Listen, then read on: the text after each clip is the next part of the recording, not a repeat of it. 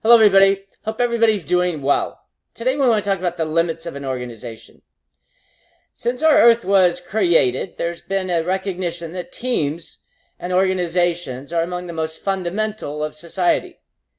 We create teams to gather food, and we also create teams to cook and clean and protect the group.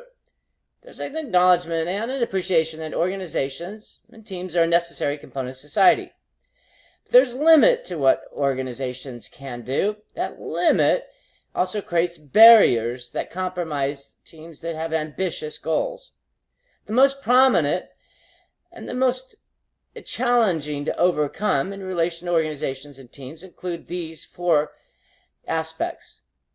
Creating the best team and the best organization would certainly have an acknowledgement that these four aspects must be overcome. And they are, first, differing personal goals. It's rare that you're going to find 2, 5, 10, 100 people that have the same personal goals. Some join a team or an organization for money. Others join because the cause is important to them.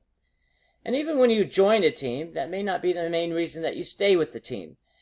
And so as people change, so do organizations. We'll talk about that in a little bit.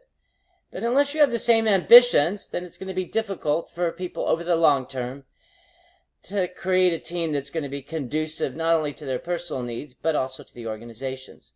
So differing personal goals is certainly paramount. Differing personalities. There's just some people that can't get along with somebody else. Some people may be hard-driven. Other people are more laconic and go with the flow. These people may not always work out together, especially over the long term, especially when things get tough. There's some people that are dominating, and some people who really don't care too much about being the center of attention. All these personal attributes have to coalesce into a team that works well together. This doesn't always happen, and therefore differing personalities can affect the group. Third is differing contributions, maybe the most significant. There's some people we call the free rider concept, which means that they are part of the team, and they may be there to make the decisions and to vote, but they don't actually do the work. So differing contributions are one of the most common attributes of a team that's dysfunctional. It just doesn't work to meet its personal goals and its professional ambitions. So those that contribute more and contribute less often have a hard time creating this commonality, and it could be quite destructive to a team and an organization. And lastly is differing organizational goals.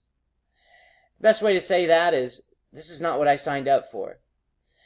Especially for those organizations that start out and become successful, they often change their mission. If you're successful at one thing, you're successful at another. So we often see that organizations adopt a different ambition, a different goal. That's wholly acceptable, and it's actually what should be done if you have a great team. But some people who sign up for a team to do one aspect or to achieve one mission may not want to be on that team to serve another. The March of Dimes is a great example. That was first created to fight polio, and once they cured polio, well, today the March of Dimes still exists. They changed their mission and work more towards children. Perfectly acceptable, but some people who started out may not want to contribute to the organization. That's a different ambition from when they started. So there you have it. The four aspects that limit an organization are differing personal goals, differing personalities, differing contributions, and lastly, differing organizational goals. Solve these four aspects, and you just might have an organization for the ages. Everybody enjoy the day. Take care.